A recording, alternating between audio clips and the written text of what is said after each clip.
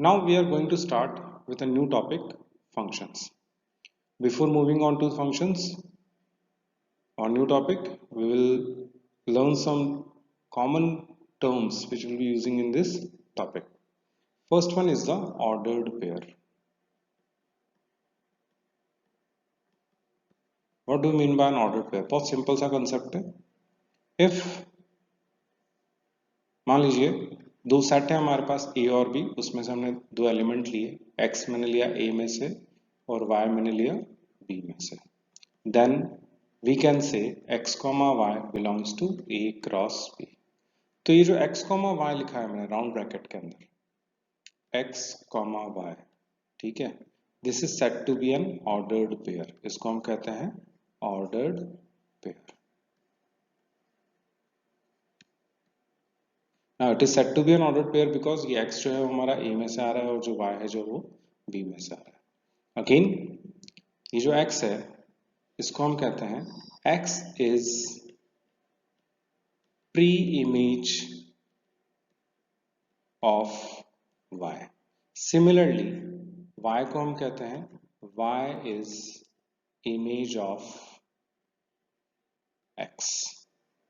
Okay, and here you always remember one thing: x belongs to A and y belongs to B. Then it is said to be an ordered pair, and we are talking about what? A cross B.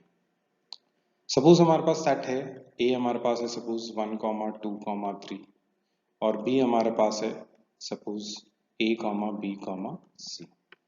Got it? तो अगर हम लोग ए cross B में से कुछ elements लेते हैं, जैसे फॉर एग्जांपल मैंने एज्यूम किया कि 1, A, it belongs to A cross B. Similarly 2, b belongs to A cross B. Similarly 3, C also belongs to A cross B, and 3, A suppose also belongs to A cross B. तो ये जो 1, A और ये हमने लिखे हैं, they are all said to be, ठीक है, ये जो इन सबको हम लोग क्या कहते हैं? ऑर्डर्ड पेयर कहते हैं. तो ये एक ऑर्डर्ड पेयर है, ये भी एक ऑर्डर्ड पेयर है, ये भी एक ऑर्डर्ड पेयर है, ये भी एक ऑर्डर्ड पेयर है. These are all ordered pairs. Okay, clear? जैसे इसका एग्जांपल ले रहे हैं हम लोग, तो यहां हम कह सकते हैं 3 is pre image of A.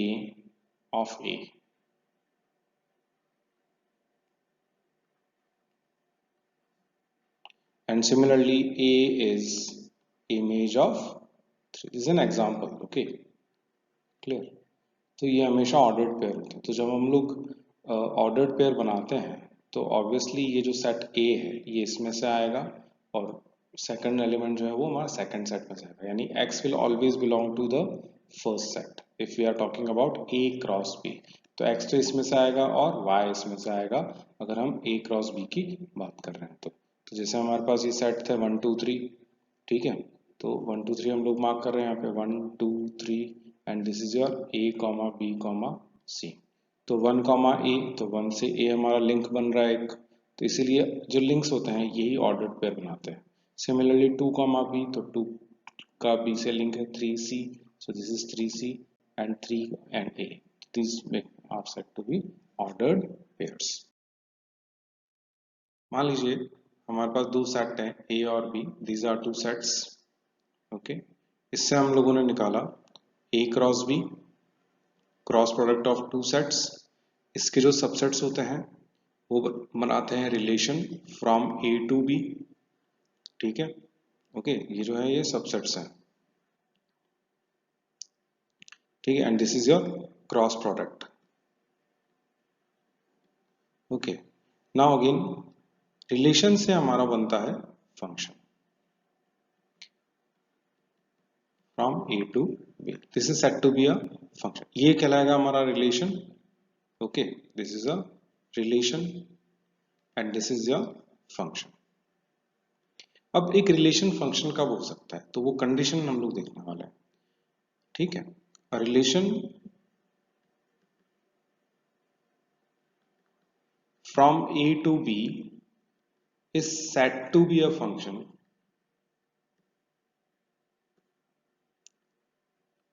f from a to b if and only if, this is set, इसका मतलब होता है if and only if every element of set A, every element of set A has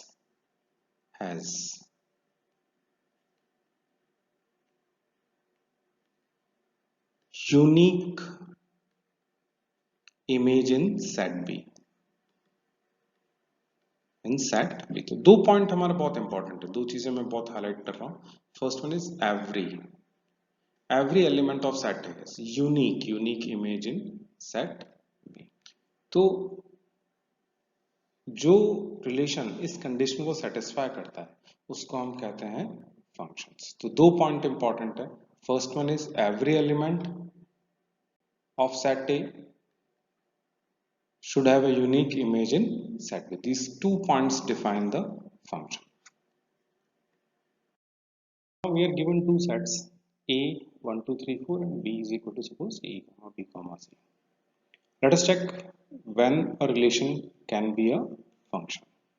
So definition, let us have a look at the formal definition of a function. A relation R from A to B is a function f from A to B if and only if every element of set A is a unique image in set B. तो दो point मैंने आपको बताया, every element and a unique image. तो जैसे हमारे पास ये एक एरो डायग्राम है, तो दो ओवल शेप्ड में हमने एलिमेंट्स लिख दिए A और B. This is a set A and this is a set B.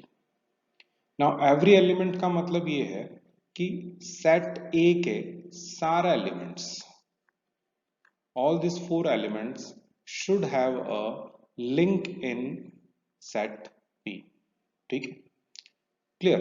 तो ये जितने भी एलिमेंट्स हैं इन सबका सेकंड सेट B में लिंक होना चाहिए. तो इसको हम लोग इस तरह से डिनोट कर सकते हैं कि ये 1 जो है वो A से लिंक्ड है, 2 सपोज B से लिंक्ड है, 3 सपोज B से लिंक्ड है एंड 4 सपोज C से लिंक्ड है. तो आप ध्यान से देखो यहाँ पे A सेट के सारे एलिमेंट्स का लिंक बन गया and this link is unique का मतलब ये हुआ कि हर एक एलिमेंट से, हर एक एलिमेंट का एक एक लिंक ही बना हुआ है. तो हम लोग इस फंक्शन को अगर रोस्टर फॉर्म में लिखेंगे तो ये ऐसे लिखा जाएगा f1 comma a 2 comma b 3 comma b and 4 comma c. Clear. तो अब आप ध्यान से देखो, फंक्शन बनाने के लिए दो कंडीशन है. एवरी एलिमेंट ऑफ सेट ए के कौन कौन से एलिमेंट्स की बात कर रहे हैं हम लोग, 1 2 3 एंड 4. तो आप ध्यान से देखो, 1 आ गया, 2 भी आ गया, 3 भी आ गया और 4 भी आ गया. तो ये 1 2 3 एंड 4 चारों एलिमेंट्स हमारे लिंकअप हो गए हैं. क्लियर और नॉट. सेकेंड कंडीशन है यूनिक का मतलब होता है कि यहाँ पे एक एलिमेंट से एक ही लिंक निकलना चाहिए, यानी first element should not repeat itself. First element should not repeat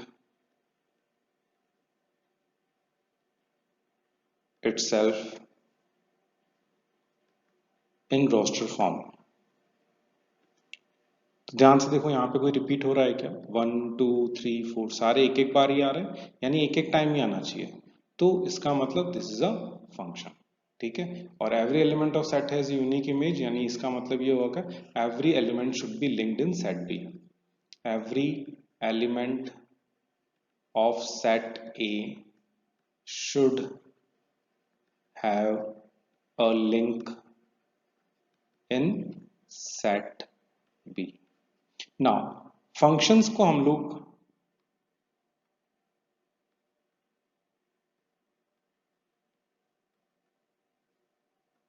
mapping भी बोलते हैं, इसको हम लोग कॉरेस्पॉन्डेंस भी कह सकते हैं, रूल भी कह सकते हैं, ये लिंक भी कह सकते हैं, और it can also be called as correspondence. Okay. तो जनरली हम लोग फंक्शन ही यूज करते हैं वर्ड. ठीक है. तो लिंक्स जो होंगे उनको हम लोग, अगर कोई मैपिंग है फ्रॉम ए टू बी तो उसको हम लोग फंक्शन कहते हैं. Let us understand this concept with few more examples. दो सेट है हमारे पास A और B. ओके तो सबसे पहले सपोज ये यहाँ पे लिंक्स जो हैं वो किस तरह से हमारी मैपिंग चल रही है, लिंक्स किस तरह से बन रहे हैं 1 to A, 2 to B and 3 to C. Now this is a function or not. तो फंक्शन की डेफिनेशन होती है every element of set A should have a link in B. लेकिन यहाँ पे 4 जो है उसका कोई लिंक नहीं दे रखा है. ठीक है, 4 does not have any image in set B. तो इसका मतलब क्या हुआ, it is not a function. ठीक है, तो ये हमारा फंक्शन नहीं हो सकता है. क्लियर और नॉट. नेक्स्ट एग्जांपल लेते हैं हम लोग. सपोज इसकी मैपिंग हमारी कुछ इस तरह से चल रही है 1 to B, 2 to B, 3 to B and 4 to B. Clear हो. अब यहाँ पे आप देखो जरा ध्यान से, एवरी एलिमेंट ऑफ सेट ए. ठीक है, एवरी एलिमेंट सेट ए का लिंक्ड है और उसमें से यूनिक लिंक निकल रहा है. Clear not. 1 जो है वो B से लिंक्ड है, 2 जो है वो B से लिंक्ड है, 3 जो है वो भी B से, और C जो है वो 4 जो है वो भी B से लिंक्ड है. Clear not. तो दोनों कंडीशन सेटिस्फाई हो रही है. एवरी एलिमेंट, हर एक एलिमेंट लिंक हो गया और हर एक एलिमेंट में से एक एक लिंक ही बन रहा है. Hence it is a function. अगर हम इसका रोस्टर फॉर्म बनाएंगे तो ये कुछ ऐसा आएगा 1 comma A, 2 comma B, 3 comma B and 4 comma B. Got it. अब आप सोच रहे होंगे यहाँ पे बी रिपीट तो हो रहा है, लेकिन आप ध्यान से सुनो मैंने क्या कहा है. मैंने कहा है every element of set A. तो every element of set A unique image in set B. तो सबका अलग अलग इमेज ही बन रहा है. 1 comma B it is not a, here it is be here. Okay, तो 1 का अब कोई सेकंड एलिमेंट रिपीट, हमारे पास जो फर्स्ट एलिमेंट है वो रिपीट नहीं होना चाहिए. फर्स्ट सेट के एलिमेंट्स रिपीट नहीं होने चाहिए, तो हम कहेंगे यूनिक इमेज है. Clear not. और 1 2 3 एंड 4 सारे के सारे एलिमेंट्स आ गए, इसका मतलब it is a function. Clear not. यहाँ पे अगर हम फंक्शन बनाते तो किस तरीके से बनेगा ये 1 comma A, 2 comma B and 3 comma C. इसमें 4 कॉमा समथिंग आना चाहिए था, वो नहीं आ रहा है. Hence it is not a function. Third case, suppose हमारे पास है 1 से ए लिंक्ड है, 1 ए से लिंक्ड है, 2 बी से लिंक्ड है, 3 सी से लिंक्ड है और बी आपका 3 बी से भी लिंक्ड है और 4 जो है वो सी से लिंक्ड है. Clear not. Now it is not a function. ये हमारा फंक्शन नहीं है. क्यों नहीं है?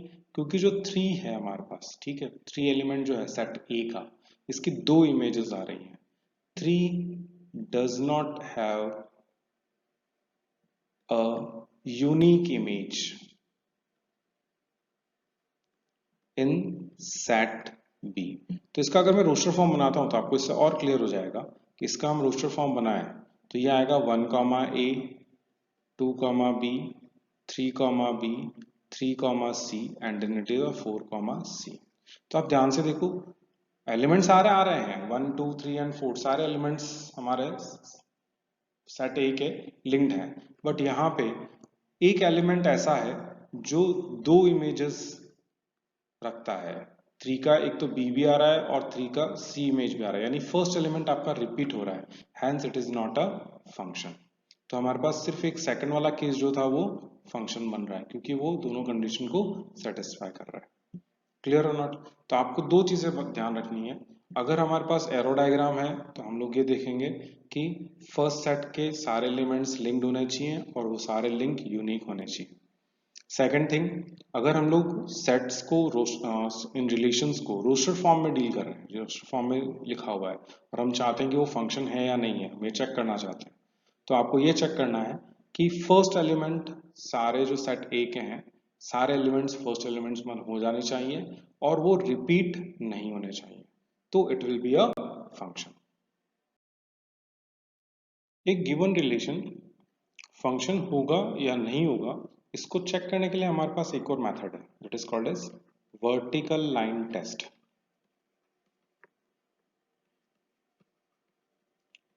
बहुत सिंपल टेस्ट है. यहाँ पे हमें क्या करना होता है, जो ग्राफ हमारे पास है उसके ऊपर हमें एक वर्टिकल लाइन बनानी है. सपोज ये हमारे पास एक एक्स और वाई एक्सिस का ग्राफ दिया हुआ है, something like this, and this is the graph of a relation. Now whether we have to check it whether it is a function or not. तो यहाँ पे हम लोग एक वर्टिकल लाइन बनाएंगे। ओके ये वर्टिकल लाइन कहीं पे भी बना सकते हैं हम लोग। Sorry just I will draw it with a different colour. इसको मैं रब कर देता हूँ। तो यहाँ पे हम लोग एक वर्टिकल लाइन बना रहे हैं। Suppose this is a vertical line, correct. अब ये जो वर्टिकल लाइन है it should cut it at only one point, तो ये फंक्शन होएगा। लेकिन हमारे पास जो ग्राफ है उसमें ये कितनी जगह कट कर रहा है, दो जगह कट कर रहा है, एक यहाँ पे और एक यहाँ पे। इसका मतलब it is not a function. तो ये ग्राफ जो बना है ये फंक्शन का ग्राफ नहीं हो सकता है। लेकिन अगर हमारा ग्राफ कुछ इस तरह से बना हुआ है, ओके, तो अब यहाँ पे कहीं पे भी अगर हम लोग वर्टिकल लाइन बनाते हैं तो ये सिर्फ एक जगह पे कटेगी। अगर मैं ऐसे वर्टिकल लाइन बनाता हूं तो it will intersect this curve at only one point. ठीक है, जैसे ये वर्टिकल लाइन ये एक पॉइंट पे कट कर रही है, फिर एक और वर्टिकल लाइन बनाई ये भी एक ही पॉइंट पे कट कर रही है। तो ऐसा कोई पार्ट नहीं है इस ग्राफ के ऊपर जो ब्लू लाइन से मैंने मार्क कर रखा है। ये this the graph of a given relation. कोई भी इक्वेशन है उसका हमने ग्राफ बनाया, उस पर वर्टिकल लाइन बना। अब चेक करेंगे फंक्शन है कि नहीं है, तो अपने को वर्टिकल लाइन कितनी जगह क्रॉस कर रही है वो काउंट करना है। तो अगर कोई भी ऐसा पॉइंट मिल जाए या सेगमेंट मिल जाए जहां पे वो दो जगह कट कर रहा है, it is not a function. लेकिन यहाँ पे भी हमारे पास ऐसा कोई पॉइंट नहीं है, इसका मतलब ये हमारा जो है वो फंक्शन है। सिमिलरली सपोज हमारे पास ग्राफ एक स्ट्रेट लाइन का दे रखा है, ये हमारे पास एक स्ट्रेट लाइन है।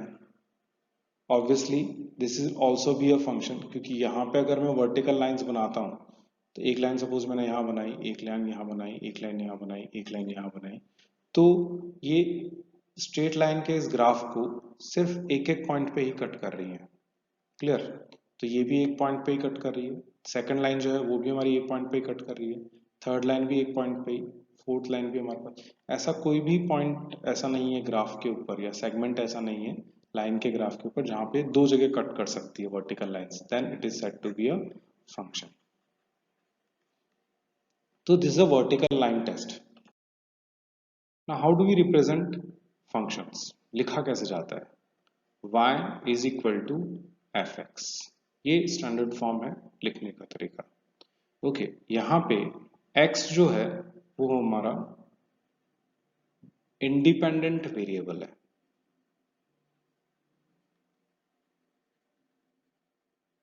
And this y is dependent variable.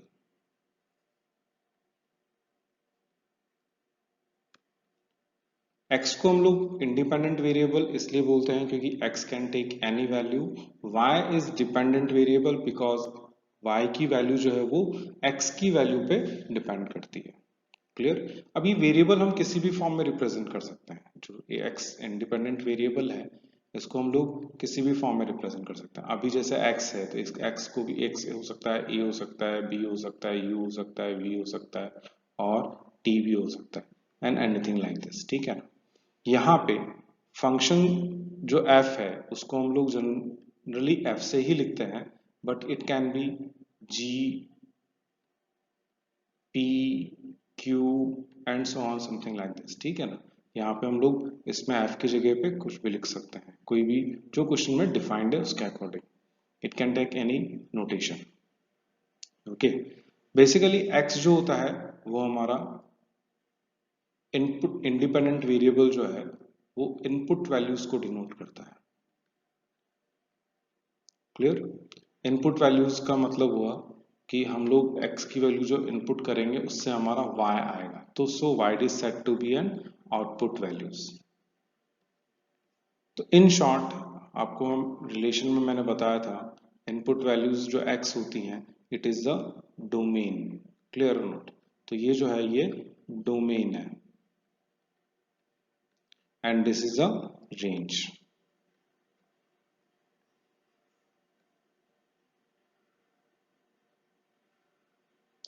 Okay x की जो वैल्यू सब्स्टिट्यूट करेंगे, तो एक एग्जांपल लेके बताता हूं मैं आपको। जैसे y हमारे पास एक फंक्शन है y is equal to x square. तो x is your independent variable, यानी मैं x की वैल्यू सपोज 1 लूंगा तो y की वैल्यू कितनी आएगी 1 का square that is equal to 1. Similarly, if I take x is equal to, then y will be equal to 2 square that is equal to what 2. तो ये जो है x जो है वो आपका इनपुट वैल्यू हो गया.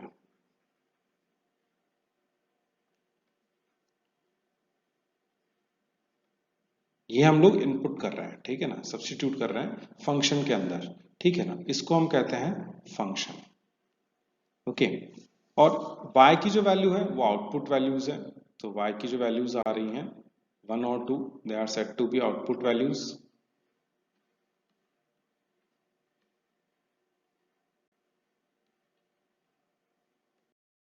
Now let us try to define a function from real to real values. Real to real का मतलब ये है कि x जो है वो हमारा रियल होना चाहिए और सिमिलरली y जो आएगा वो भी हमारा रियल नंबर होना चाहिए. तो दो अलग अलग फंक्शन डिफाइन कर रहे हैं हम लोग. एक बार हम लोग ले रहे हैं suppose f x is equal to x square और सेकेंड टाइम हम ले रहे हैं suppose f x is equal to under root of x. अब चेक करेंगे दोनों में से कौन सा फंक्शन है. तो यहाँ पे फर्स्ट केस में, ठीक है, यहाँ पे जो लेफ्ट हैंड वाला पार्ट है इसके अंदर हम चेक करते हैं x की वैल्यू. हम लोग अलग अलग वैल्यूज देखते हैं. अगर हम लोग x की वैल्यू 1 रखेंगे तो f1 हो जाएगा आपका 1 का स्क्वायर दैट इज 1. x की वैल्यू अगर हम 2 रखेंगे तो f2 लिखा जाएगा 2 का square that is 4. Similarly x की वैल्यू अगर मैं 3 रखूंगा तो f3 लिखा जाएगा 3 का स्क्वायर दैट इज 9. यानी यहाँ पे जो रोस्टेड फॉर्म है वो कुछ इस तरह से बनेगा 1 comma 1 2 comma 4 3 comma 9 and so on. ठीक है. तो अब आप ध्यान से देखो यहाँ पे हर एक इंडिविजुअल x की अलग अलग वैल्यूज के लिए अलग अलग आंसर आ रहे हैं. क्लियर. और कोई रिपीट नहीं हो रहा है. 1 2 3 सब पे डिफरेंट आंसर्स आ रहे हैं. Means we can say that it is a function. ठीक है. This given expression is a function. ये फंक्शन है. अब यहां सेकंड केस में चेक करते हैं हम लोग. यहां पे x की वैल्यू रियल हो सकती है, यानी सपोज मैं x की जगह 1 रखता हूं. ठीक है. तो f1 will be equal to under root of 1. तो यहां पे दो वैल्यूज आएंगी. Under root of 1 can be +1 और -1. ठीक है. क्लियर और नॉट. तो एक वैल्यू पे हमारे पास एक x की वैल्यू पे दो आंसर आ रहे हैं. क्लियर और not. So it can not be a function. Okay और नॉट. ठीक है. दोनों रियल है. This are also real numbers +1 and -1. तो यहाँ पे हम लोग क्या कह रहे हैं कि x की एक वैल्यू ले ली मैंने 1, उस पे मेरा +1 भी आ सकता है और 1 पे -1 भी आ सकता है. ये इसका रोस्टर फॉर्म हुआ एक तरह से. क्लियर और नॉट. अब यहाँ पे x की वैल्यू रिपीट हो रही है. आप ध्यान से देखो ये 1 आया फिर ये 1 आया means it is not a function. एक और तरीका है इसको चेक करने का. For when x is equal to negative value, suppose -1 ले लें, under root of -1. Now this is a real number और नॉट. ये रियल नंबर है हमारे पास. x की वैल्यू जो है वो -1 real number. It belongs to what r. तो वैलिड हम ले सकते हैं. तो -1 की जो वैल्यू आएगी it does not belong to r. Clear और नॉट. ये f -1 हो गया यानी ये y है, आउटपुट है. तो इसकी वैल्यू r में नहीं आ रही है. तो अगर हम लोग एरो डायग्राम बनाएंगे, ठीक है, तो उसमें -1 का कोई इमेज एग्जिस्ट नहीं करेगा.